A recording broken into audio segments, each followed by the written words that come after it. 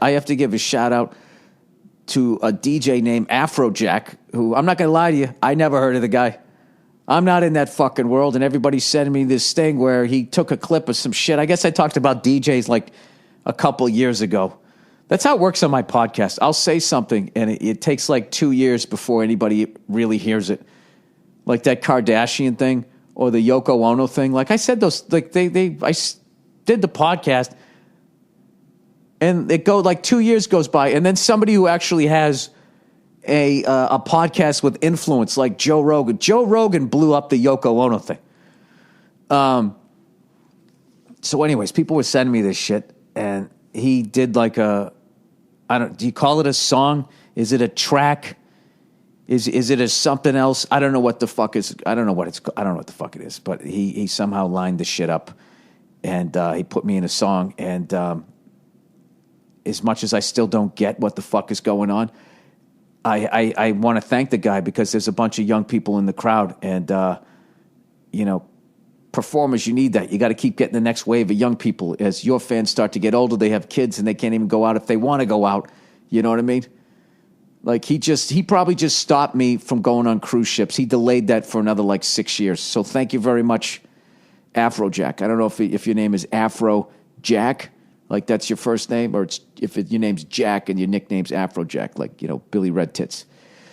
I don't know what it is, but I appreciate it. Thank you for, whatever the fuck, however you say it, however you kids say that shit. It's funny. I actually watched this thing one time with Nia recently, this documentary on DJ AM. Can I just say that again, and you guys, so I can make you cringe again? The fact that I, as old as I am, just said that name.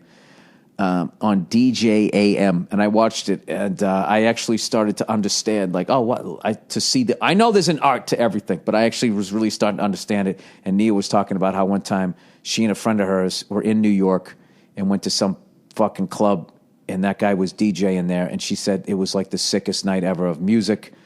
And within 10 minutes of being in the club, everybody's like, "Who the fuck is the DJ?" And then they figure out it's that guy, and I don't know what it is.